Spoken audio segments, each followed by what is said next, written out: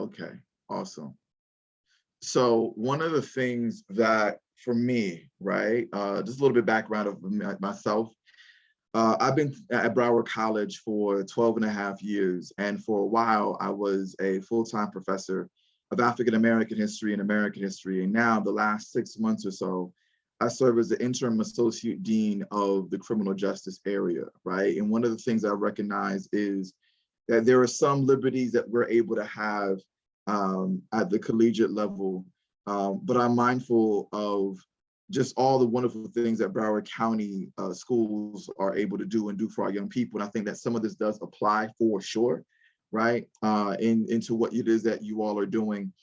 And so even though there is this aspect of this happening at the collegiate level and some things may or may not apply, I think the majority of things will apply, right? And so today's presentation is entitled Intellectual Development versus Intellectual Gentrification, right? The idea is how to get minority students to be more determined rather than feeling defeated. And so here's my question to you all. And I know there's only 4 of us thus far, but let's get into it. Do you know what area this photo is?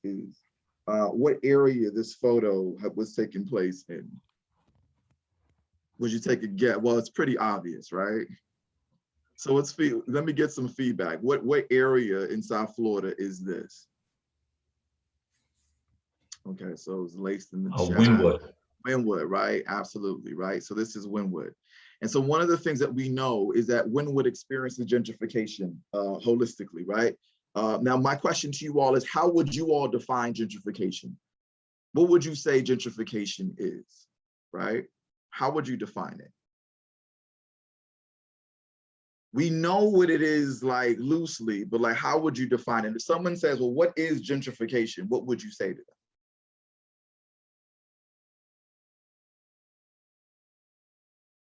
And again, feel comfortable. I mean, your mic, let's have a dialogue conversation. What would you say if someone said, well, what is gentrification? How would you, what would you reference? What would you say it is?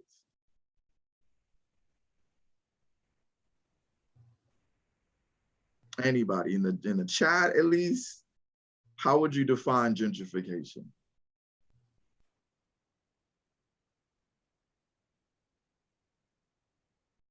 Okay, y'all are not with me yet, all right? That's cool. So let's get into like— I just don't want to be the only one talking to you. I want others to be able to join on in. No, it's all good. But, you know, gentrification is when an area is redeveloped and by in a very practical way, they redevelop the area, move out the people who were previously there, usually underserved communities, and they increase the property value, and that pushes the people out, and they continue to grow the area, and that brings in people who have more dollars in their pocket to spend in that area. And in this case, it's typically are white. In South Florida, typically it's white and Latin folks who come in with the dollars to be able to live in those renewed communities. Yeah, for sure. So as far as where it actually stems from, right? And you're on the money. So you have this sociologist by the name of Ruth Glass. And if you think about gentrification, right, it comes from the word gentry. And the gentry is a term that was often used in England, meaning the upper class. And so what Ruth Glass had realized and had pretty much implemented in an article in 1964 is that those who were coming from the elite class, the gentry, were moving into the labor class's neighborhood. And because that they have now entered into that neighborhood, to your point, the value is going to increase. But while the value is increasing, those who are living there are essentially going to be priced out, right? So this is where gentrification comes from. It's her realizing those from the upper class, when they move into a neighborhood of those of a lower socioeconomic means, all of a sudden, the value increases, and then the dynamics of the neighborhood changes. But one of the things that must be understood, though, is, well, why was that neighborhood in disrepair in the first place? And so you're looking at disinvestment. And so quite often, right, you would have these areas in which typically mostly minority folk were living in these neighborhoods, but the community itself was not investing into this neighborhood. So here's an example of that, right? Where it says, in terms of the property investment cycle, disinvestment is often the first step in the process. That is, buildings fall into disrepair, values decline, and municipal revenue from the area falls. Now here's what's interesting. I'll give you another example. Especially what we find in the 70s, there is a shift in which, for certain neighborhoods, fire trucks stopped going, and police departments were slow to go there, because the thought was that if these services are going to be slow to service these neighborhoods, it would further the neighborhood in its decay, and then essentially calls for that neighborhood to be in such disrepair that it would demand urban renewal, right? So feel free again to ask any questions at any time. I don't want to lose anybody, right? And so the idea is that was intentional. We're going to delay our services in hopes that this neighborhood is going to fall in such level of disrepair that there's going to be need for some kind of renewal. And with that renewal, people who live in that neighborhood are therefore going to have to be removed at some point in time. So if we look at Little Haiti as an example, right? Little Haiti is a place that is experiencing some semblance of gentrification. And if you take a look at this quote from this article entitled "Gentrification is Pushing Haitians Out of Miami's Little Haiti," what this woman says here is that they also never cleaned here. So in other words, when Haitians were living there and were the majority, they never cleaned here. However, after gentrification, she says, in the last 5 or 6 years, the city never cleaned up the streets. Now, however, they come and clean at night and spray mosquitoes too. This is therefore a suggestion that gentrification is on the way or is happening. The idea, though, is that if those who are there, those who were minorities and they were living there, those of a lower socioeconomic means, when they are there and these services are not being done or being had, it suggests a lack of care, right? Now, one of the things that needs to be understood is that segregation is often discussed in ways in which is somewhat ineffective, because segregation often is discussed as though it was a time in which it was mutual. But segregation was not mutual. In other words, whites and blacks did not come to some semblance of agreement and say, yo, we're going to agree that you have your side and I'm going to have my side, right? The idea was that whites chose to segregate themselves from blacks and to have blacks segregated from themselves, right? They were the arbiters of this segregation. And so what you have is redlining, right? Where literally the Federal Housing Administration does this color code, and those that were neighborhoods that were within the red were seen as the lowest of socioeconomic means, and also were not privy to loans, federal home loans, right? You have block busting, where you had realtors who would really cultivate white flight. And they would say essentially, hey, blacks are moving in, and then whites would, in fear and panic, sell their property at a lower value. And then the realtors would take that property and then sell it to black homeowners at a much higher value, right? You have white flight where, and the neighborhood I grew up in Miami had white flight. So when my parents moved there in 1983, they were about the second black couple that lived in this particular block, the block that I'm from. By the time I was 4, everybody was black on my block, right? White flight. So as soon as some blacks start moving in, all of a sudden whites are moving out, right? And all of this has some kind of relation to education, and we'll get there momentarily. So now, one of the things that happens in gentrification is this.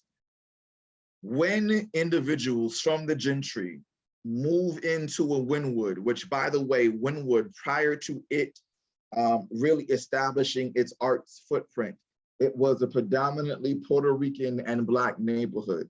Some of the things that speak to that is that even to this day, there's a Roberto Clemente Park in Wynwood. When artists started creating beautiful art and then it became a thing, all of a sudden, people saw that as a landscape for enterprise, a landscape for business, a landscape to not only showcase this art, but also really be a thriving economic hub. That, of course, is going to eventually cause the artists to move out, cause Puerto Ricans to move out, cause Blacks to move out, because we see where Wynwood is today. But in that interim, as you still have people who are living in that neighborhood, whether they be Black, whether they be Latin, you name it. And then you may have some of those who are whites with more affluence moving in, there can be some contention. And so what ends up happening is that 911 and 311 calls tend to increase as the neighborhood is being gentrified, right? And so one of the things that we find is, and I remember reading an article, and again, at any point in time, if you have any questions or comments, feel free to unmute yourself or feel free to type something in the chat. But one of the things that we find is in DC, that there were individuals who will be playing the African drum. And these new neighbors essentially would come in and they would have these 311 calls. So what a 311 call is, essentially is it's not an emergency call, but it's a disturbance call, if you will. So, you know, people will call, these new neighbors will call and say to the police, hey, there's a disturbance, right? People are making noise. People are playing drums, as an example. And so what you have is that what was used to be acceptable practice in this neighborhood is no longer acceptable practice. And now you're having increased police presence and police are coming in more rapidly. So before, when the neighborhood was not being gentrified and a criminal activity would occur, police may take their time to get to the neighborhood. As soon as the neighborhood is gentrified, all of a sudden, police presence is going to be increased. So what this leads to is this kind of thinking, right? And this is really the basis of everything of what we're really going to discuss in relation to students, right? If you are a person that lived in this neighborhood and prior to others who don't look like you living into this neighborhood, services were sparing, to say the least. Police presence was not as prompt. There's a lot of disinvestment in the community. Buildings were in disrepair. Property value was low. As soon as those who don't look like you start moving in, property value increases, police presence becomes more prompt. There is no disinvestment, but actual investment. And then you have it where services are more prompt as well. Cleaning of the streets happen on a very regular basis in order to combat any chance of disrepair. What this therefore does is it allows you to feel isolated, devalued, and eventually you're going to be displaced, right? You're isolated, you feel devalued. Your presence means less value. When others who don't look like you enter into the fray, they increase value. Therefore, you must not have much value. And then when the value increases and when essentially the terrain becomes different, you end up being displaced. I submit to you that this essentially happens in the classroom and in the school on a very regular basis, right? Okay, no worries. And so one of the things that I want for us to really think about holistically is how does this really apply itself into the school system, right? And into schools in general. And so.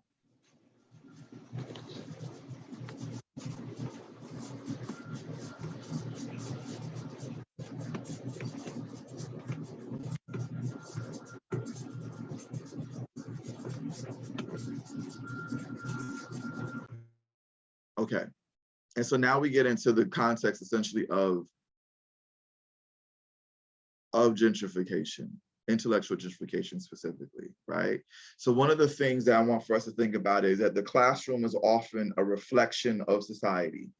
So if we are not attacking what is at the root of gentrification, then the idea is that the achievement gap, and I really don't like that term, right? But it's often utilized and used so much, right? The idea is what is at this heart of this supposed achievement gap, where we're saying that minority students are not performing as well as their white counterparts, is also not going to be addressed. And so I would often sit in meetings. And I remember one particular meeting where someone says, he looked at the data that shows that Black students were doing significantly worse than their white counterparts when it came to math. And he said, someone has to do something. And the question really came to mind though, are we really attacking the problem, or are we just trying to solve it just so it could look good from a standpoint of producing numbers, right? And the thing that needs to be understood is at the very core of the dehumanization of Black folk in the era of slavery and beyond is the notion of a racial hierarchy being based in part or foundationally to justify enslavement, which was rooted in a belief that Africans were intellectually inferior. Carl Linnaeus creates this taxonomy, if you will, and he essentially says that the Europeans are the ones that are very smart and very inventive.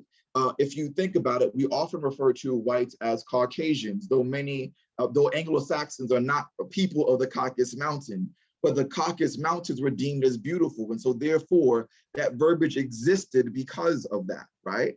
And so there's all this labeling that suggests the Europeans are very smart, according to Linnaeus, and inventive. Meanwhile, the Africans, according to Linnaeus in his taxonomy of race, were lazy and slow, right? Some of this is articulated in Ibram Kendi's Stamp from the Beginning, right? Which is a very powerful book. And so one of the things that we have to take a look at and examine is this example. Phyllis Wheatley is the second Black female to write, actually second woman, period, to publish a book of poetry in American history, and the first Black female to publish a book of poetry as a teenager, right? She was 17 going on 18. But they understood, right, her slave masters did, that many whites were not going to believe that this young Black girl wrote this. And so what they essentially did is had her go on trial, and individuals like Samuel Adams were there. And Thomas Jefferson, who happens to be someone who is, yes, the third president of the United States of America, first Secretary of State, but also has some really interesting racist ideas, right, that have been laid out in a variety of ways. He essentially states that she did not write this, right? That it's impossible for her to write this because she's Black, right? And so there's this narrative that Blacks are intellectually inferior. And I would submit to you, this narrative, either consciously in some aspects or subconsciously in other aspects, still exists and very much have a holistic impact on the educational experience of so many. So you have Booker T. Washington in this photo. And Booker T. Washington is the founder of the Tuskegee Institute. And one of the things that is interesting is that Booker T suggests this, that the wisest among my race understand that the agitation of questions of social equality is the extremist of folly. I don't agree with this statement, but that kind of thinking is the reason why so many white philanthropists love to donate to Tuskegee, right? Booker T. Washington was not like W.E.B. Du Bois. He was not trying to ruffle feathers. He was not trying to engender, if you will, equal rights when it came to laws. His focus was on industry, and they loved that. But one day there was a student at Tuskegee that had written a letter and sent it to one of the white philanthropists where she was sharing some of the wonderful things she was learning at Tuskegee, including reading some literature that dealt with Greek mythology. And this individual was upset. He was upset and wrote a letter to Washington saying, I'm not giving money for your students to learn things of that nature, right? That their mind is not mature enough for that. He wanted for them to maintain in the agrarian kind of learning, right? Learning about farming, learning about domestic work. But when it came to actually learning about literature and reading, there was discomfort on behalf of that philanthropist, right? For so long, there was a mindset that Blacks were intellectually inferior. And one has to bring into question, how does that impact the way in which we teach many students and the way in which many students see themselves? This is a picture of Anna Julia Cooper. She disproves this notion of Black intellectual inferiority because in 1899, she's a teacher of M Street in Washington, D.C., and her students happen to outperform other white counterpart students in the area of that time. We know, therefore, that it's not true that race is an arbiter or predeterminant of someone being intellectually superior or inferior or the like. But yet that ideology persists when we look at segregated bodies, because segregated bodies lead to segregated ideas. And if we're honest about it, segregation from a geographical standpoint, from a living standpoint, naturally impacts and creates segregation from an educational standpoint. We find it where many of our schools end up being segregated, and that has a great level of impact, right? And so one of the things that I can, if you put your email address, I can send it to you. So one of the things that I want for you to think about is this idea, right, of how segregated bodies ends up leading to segregated ideas. And think about Broward County schools, right? If I were to name a school Dillard, you would automatically know the racial context of that and how it is different than, you know, a school in Everglades, right? We know that there's racial components to that are extremely separate and different, right? So one of the things that we therefore have to take into consideration is also this, that it leads to students, when they realize that in many of the schools that they attend, about 40% of Black children end up going to schools where 90% of the population is living below the poverty line.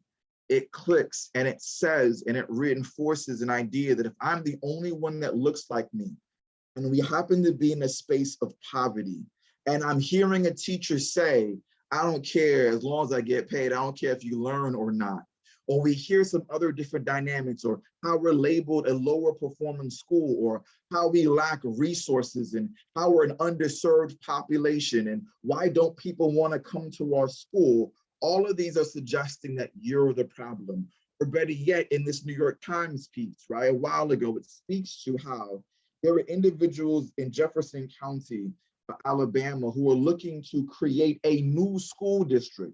Why would there be a need for a new school district? Because many white parents were uncomfortable with the racial demographics of the schools in which they were sending their children. And the thought was, if we create a new school district that is separate and disparate from this Jefferson County one, then all of a sudden we can maybe have schools that have a racial demographic to our liking.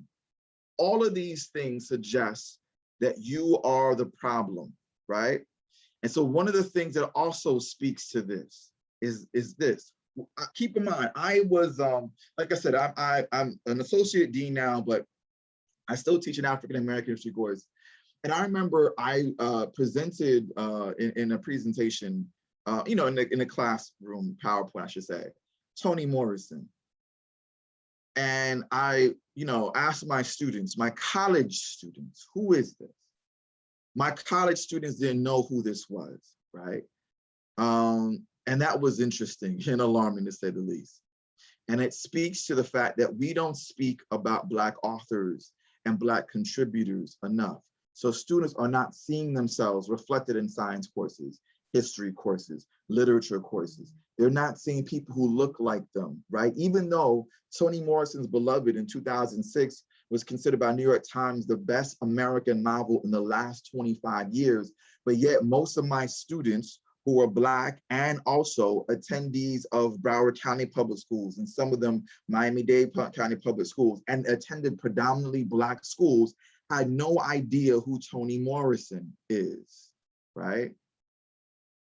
So that's because, in large part, you have a situation in which they're not being reflected in the curriculum, and that leads to them feeling a certain way. The other thing, and I'm sorry, I wish I could develop this some more, and I want to give you also time for questions, so I'm just going to blitz through this. But one of the things I want you to take a look at is Dr. Joy DeGroo's post-traumatic slave syndrome. Think about what you are inheriting in the classroom. She says post-traumatic slave syndrome is a condition that exists when a population has experienced multi-generational trauma resulting from centuries of slavery and continues to experience oppression and institutionalized racism today. Added to this condition is a belief, real or imagined, that the benefits of the society in which they live are not accessible to them. That is essentially what you have to combat is post-traumatic slave syndrome. However, it is intensified in the classroom rather than alleviated when students are not seeing a reflection of themselves, right? And what happens is this, they need to identify with something. We as human beings want to identify with something. And so what Dr. Sia Sheldon says in Bandwidth Recovery is that one strategy non-majority and poor students use, sometimes unconsciously, to decrease identity threat is to base their self-esteem on domains in which they have failed or in which society expects them to fail. They change their self-concept so that a particular domain, e.g. academic performance, is no longer the basis of self-esteem. Right? So in other words, in order to deal with identity threat, this assumption that I'm not going to perform well, fine, I'll find my confidence in something else. I'll find my confidence in how I joke in the classroom. I find my confidence in how I connect with other people outside of class, but academic performance, I'm not going to therefore put my identity towards, right? All of these things eventually, right? And I'm going to skip some of these, leads to a feeling of isolation, being devalued and displaced, right? Think about who leads when it comes to suspension. Think about some of the graduation rates, even though that is improving. Think about how many students end up being displaced, but they are displaced not because they're incapable, but they felt isolated and they felt devalued, right? So now here's the things to combat that. How do we get to a space of intellectual development? These are things that I've been applying in my classes, right? I first of all resist the banking style of education. If you have not read it, I would suggest to you to read Paulo Freire's Pedagogy of the Oppressed, right? And the idea he says about the banking education system is simply this notion of that you are just spoon feeding information and then expecting them to regurgitate that information, right? Like you're depositing and wanting to withdraw. And that is not true, authentic learning. So for me, as an educator, I have a potluck approach, right? I essentially say that I am not the only sole educator in this experience, that we are educators. I am building a mindset and a mind frame that suggests to them that they too are educators, right? So here are some things to effectively create a potluck approach. Number one, knowing your students' names early. Myself and a couple of colleagues, we did a study and called Teach Me How to Teach You, right? And one of the things that we asked is this, does it help when a professor knows your name? And 90% of the students said yes, right? The fact that you know my name early, and so I do something really early on to kind of get to know my students' names, and I kind of get to that momentarily. Secondly, having a holistic approach is of great significance, right? So one of the things that I did from a standpoint of being a college professor, and again, there's some nuances, but I think a lot of these things are applicable. Data suggests that when students go to the office, they essentially get better grades, right? They're interacting with the professor, but many students are not comfortable. So what I did is a mini assignment where they would have to take an office selfie. It therefore means that they had to find where my office is, take a selfie, and then essentially put that in the discussion post. I share with them Mental Health Mondays, though it's not excluded on Mondays. I just use it for alliteration purposes. The idea is if they needed someone to listen to, or someone rather to listen to them, I said to them, hey, my office hours are not just about the academic piece, but it's also about, hey, what can I do to get you going holistically? And if there's anything I can help you outside of academics, let me know. I would use the Remind app in order to kind of create that connection. I will often seek out my students to have one-on-ones. And then also what I call perception correction. Perception correction is the idea of getting students to perceive that they have the tools to succeed in the classroom and in life, rather than perceive that failure is imminent. Okay? Building community is at the heart of this. I believe in community-based learning, and I'm intentional with that. And so what I would do is getting to know you prompts. So I would break them into groups. I would utilize personality tests. That's how I kind of get to know their names super early on, because I'm looking at their groups and now it helps me to get to know their names quickly. And at the end of the second day of class, I would go around the room, even if there was 30 some people, and I would point to them and say, this is your name, that's your name, this your name, this your name, this your name, and get it right. And they'll be impressed and they'll be fully engaged. And immediately they think, this guy cares about us, right?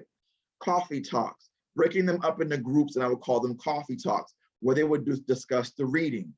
Meaningful group work, right? Having them establish group chats, creating accountability. I've even gone to movies with my students outside of campus. Granted, things are different. I don't know how it would work within the high school context, but one of the things I would say to you is that I've been able to work with student life in my college.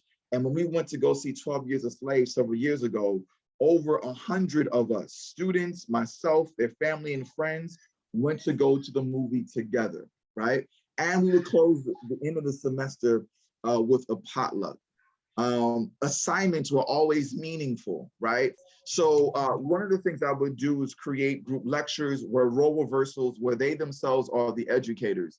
I would have them do blog posts and other various things. And if you could tell in this photo, here are Black men wonderfully dressed. I had to share it with my social media, got so much love. And then I shared it with these young brothers to say, look at what people are saying about you. And I called all of them professors while they were presenting. It's all about creating and shifting that mindset, right? The other thing is connecting education to economic payoff. How are you helping students to see that financially this educational route is going to be a benefit to them? Tapping into your network, build a network at your school where you're knowing other people outside of your department, so that way programming opportunities can be created, right? And then lastly, do they see themselves when you are teaching? One student said this, and she happened to be interested in medical school. I look up to Patricia Bath and find her to be very inspirational, because there are plenty of times, Patricia Bath being a Black woman, where I get those feelings and thoughts that I'm Black, I won't be able to become a doctor, or maybe I'm not smart enough to be the doctor I want to be. After reading about Bath and seeing that she was the first African-American female doctor to receive a medical patent and invent something that is now used today to help people, is inspiring, right? And then definitely give them words of affirmation. So one of the things I want for us to think about is to solve. And so we'll spend the last few minutes. And again, I can go a little over if you all like, for any questions and thoughts you all have. But SOLVE for me is an acronym: stimulate, observe, locate, verify, execute. The idea is that we stimulate one another with conversation. We make some observations from this conversation. Maybe we locate some solutions or some problems, verify what those problems and solutions are, if they indeed are a problem or a solution, and then execute on that plan. So I do want to give you some time to ask questions. There's a lot to cover, but your voice is of utmost importance. So please feel free to unmute yourself and ask questions, or if you want to ask in the chat, that's perfectly fine. Okay, definitely. So I'll email you all the Prezi rather, for sure. Any questions that you all might have for me? Now, this is a very abbreviated presentation of what this is really about. Can you elaborate more on the gentrification of the mind? Yeah, absolutely. Yeah, can you dig into that some more for us, please? Yeah, thank you so much. So one of the things for me is the reason why I say intellectual gentrification is because the elements of gentrification, right, go back to this aspect of, hey, this group, this community moves in, and so now you are devalued. Wherever you are, value is not present. When you are less likely to be there, value is present. So now imagine you are a Black child from a predominantly Black school. You then go into, let's say, a college that is more predominantly white. Your faculty are white. And they're therefore having all of these kinds of conversations around literature. Let's say you're an English major, around literature, and the authors that are being presented to you are white and don't reflect you, and there is no connection to who you are whatsoever, right?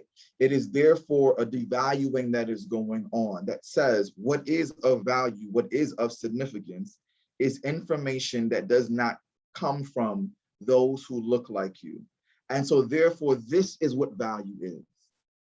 So for many students, for students of color, there often is no affirmation of their value in the classroom because the way in which they're being taught and the information that is being shared with them is of those who don't look like them, and those who look like them are often seen as non-contributors.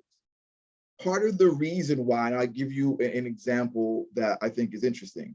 So one of the things that you often may hear someone say to, a Black student may say to another a Black student, oh, you sound white, or oh, you're acting white, right? And what does that really suggest? And what does that really say? It's suggesting that you are speaking what is deemed as proper English. You are exuding desire for learning, and therefore you don't reflect us. Now think about that for a moment. That clearly is classical conditioning to think that knowledge and education equates a particular race, and that race is not of me. And so quite often, what Black students and minority students experience in this academic terrain is an intellectual gentrification, is a sense of what is deemed as educational is not those who look like you. The educators may not look like you, and those who are looking like you, they therefore may present content and information of individuals that don't look like you, and those are the individuals that are deemed as valuable. So there is no affirming for the student whatsoever. One of the things that made me think about that, there's another term that I've cultivated. So I cultivate intellectual gentrification. But there's another thing that I essentially take a look at and are mindful of.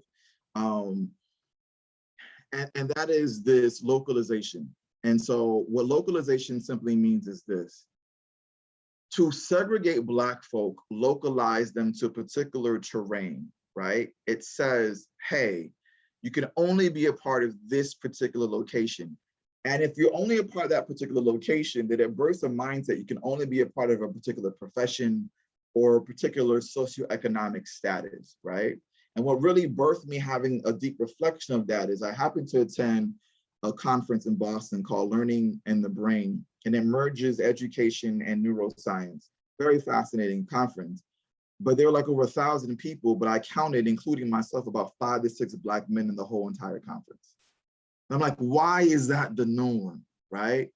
Something is being instituted, a mindset and a thought that says that education, especially when it comes to the highest realms of education, is not a Black thing. And it's rooted in this history of Blacks being seen as intellectually inferior. And quite often when we're looking at quote unquote achievement gaps, we essentially are operating with that framework when that's the wrong framework, right? And we have to acknowledge what racism did to cultivate this framework. And in order to lead to intellectual development, you have to realize that history that has been inherited has led to a certain mindset. You're not going against that student, you're going against history. And you have to affirm that student that he or she matters by sharing information that is relevant to their lives and their progress. Thank you. No worries, no worries. Any other questions and comments that you all might have? Yeah, I want to thank you for really, I got in here a little late, but I want to thank you. It was very, it made me think a lot about back into, I just turned 50 not too long ago. And I'm thinking back, I grew up in Broward County. And I was lucky enough that I was, able to mix, demographically throughout, which was, I feel was a really good thing for me, especially now looking retro back and looking back at the thing you mentioned about literature, and that not only does it affect, the Black student population who's not getting exposed to it, but then I think back as a white student, the only writers that I'm seeing that are portraying, African Americans is like white writers, Mark Twain, people like that, and so then it doesn't really give a real perspective to the kids either that are of either side. So it really kind of robs them of a perspective.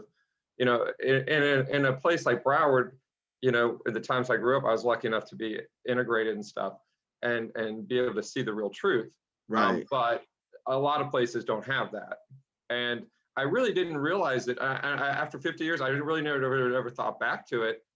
But I now, with this thing, and I'm glad I attended this one, sounded interesting, is that it really kind of made me think, yeah, you know what, I don't remember. I'm thinking about a writer and who's the writer, and a lot of the writers who are writing about roles of Black adults or Black students are white writers, and the perspective's different.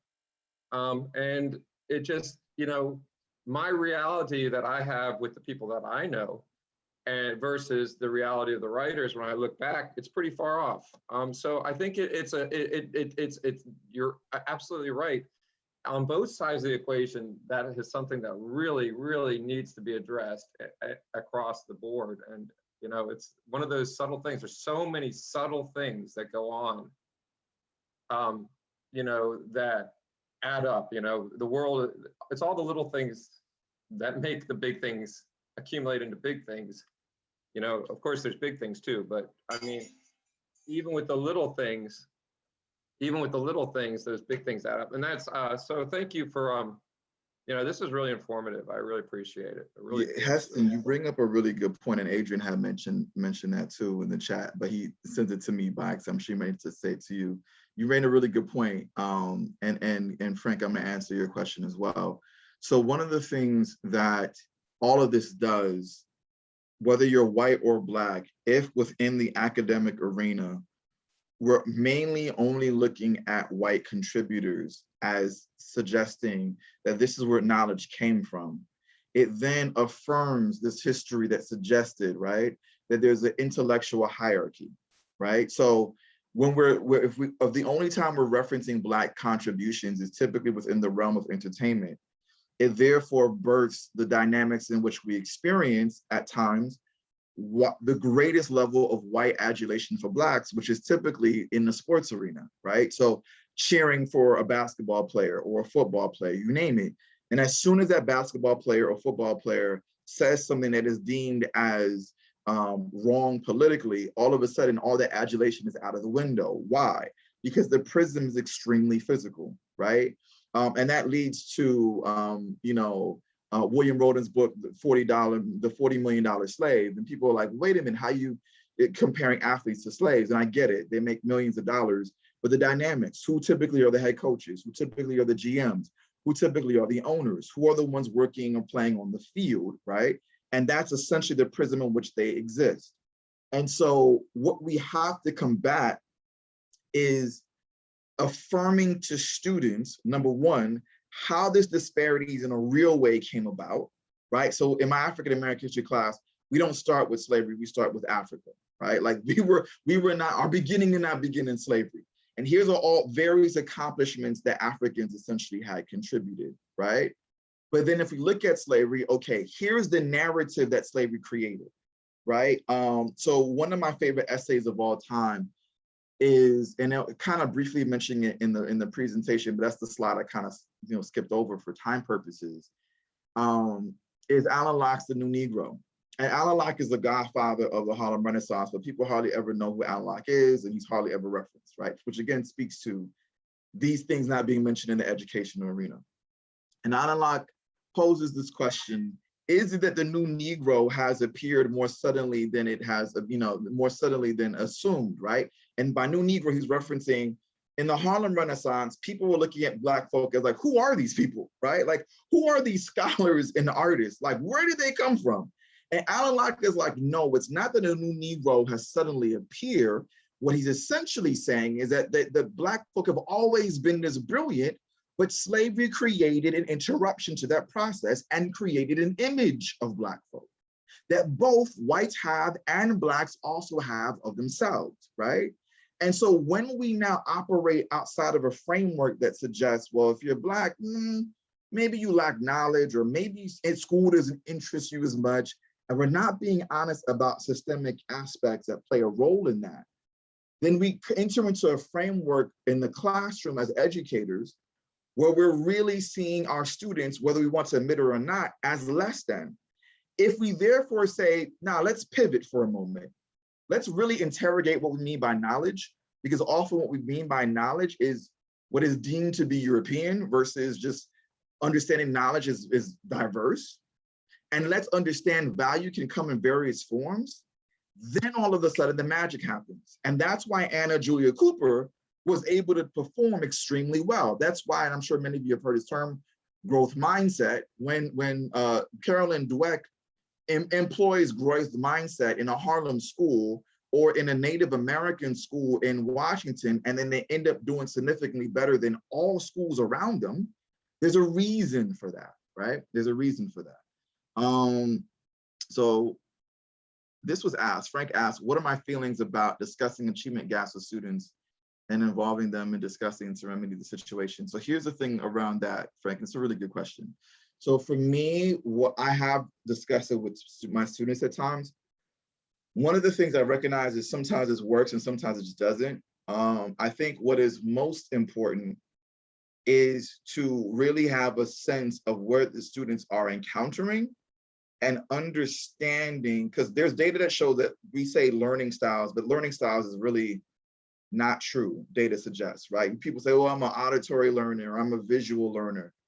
The thing though that to really consider is what strategies are most effective for this particular population, which means testing and tweaking, right? The other thing that is really foundational to student success is cultivating community, because here's the reality. I don't care how phenomenal of an educator you are, your students will love you, yes, but the best teachers are going to be their fellow students. When they see their fellow students enthused about learning, when they have their fellow students helping them, remind them about homework and assignments, when you've truly cultivated and crafted a spirit of community, that's when the learning happens at a next level. And that's when you can start to really think about how gaps are being remedied. The other thing to think about is about building a culture more than strategy. Culture is more important than strategy. When you're looking at an institution in a school in and of itself, it really is a matter of, well, how do we create a culture that says student success and really is empowering students for learning? Because the reason why culture is so important is that one semester they go to you, Frank, and you're planting a seed. They may not even achieve as much as you want them to, but you're planting a seed. Where that seed is going to germinate most is in Heston's class. Not because Heston is a better instructor, he needed for you to plant the seed and vice versa, right? If you're building that culture, all of a sudden, now the gaps begin to close because it's something that is embedded in many teachers. The problem that many schools face is you have these magical teachers, and what they're doing is not being mirrored in other classrooms. And so their success is only happening in one place, or that success is being tempered because it's not being reinforced by other educators, right? That's the limit of what we can do. We only have one class, but if you have a culture of a school that says, let us really create intellectual development and really go and guard against intellectual gentrification, then you have more reinforcement. Susanna says, I incorporate influence of African Americans, Latinos, Native Americans as much as I possibly can to predominantly white students in the areas of math and science, open up their thinking and knowledge base. Susanna, that is so important. That is so important. The reason why that is so important is, here's the reality. Aristotle says that the thing that makes us human, the essence of humanity, is thought, right? That is the thing that makes us human. So therefore, if one does not display a capability of thought, someone would therefore suggest that or dehumanize someone's humanity, right? And so when I talk to students about whether it be slavery or about the colonization or really the taking over of Native American lands, I don't start there. I speak about the humanity and the systems created by Native Americans and Africans prior to European contact. Because I want for my students to know these things that happen to human beings, right? And so what that does, Susanna, is it humanizes in a very profound way these groups.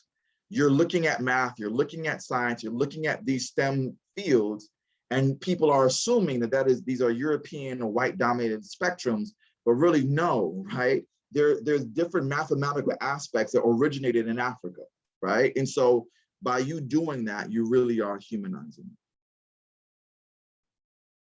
Oh, okay. I know y'all are so excited, but he has 2 more sessions to do, so we need to give him a break. Thank you all so much. Yes, you did an excellent, excellent, excellent job. Excellent. They still want to talk to you, but I'm gonna let you breathe just a little bit before you do your next one. I will. I just want to, can I just end with this one really quickly? Absolutely. Right. Absolutely. I just want to affirm you all, right, that you have the power. The education has the power to change the trajectory of not only a person, but also the progeny, those after them. The education has the power to keep someone from experiencing incarceration or having someone who experienced incarceration to never have to experience that again. There is a linkage, there really is, between incarceration and education. Education has the power to prevent someone from dying on an early death due to violence, right? And education has the power to change a community. I think about this quote, how many hopes lie buried here? If you are thinking about that what education is about, it's a life-changing experience, right? You don't want for those to be buried in a grave with so many hopes that lie there because they didn't have an impactful educational experience. And I believe you all have the power to do that. So this was great. Thank you all so very much. And I took down your email addresses, and I'll make sure to email you all a copy of the presentation. I do ask that you don't share it with others, but I'll definitely email that to you all. So thank you all so much.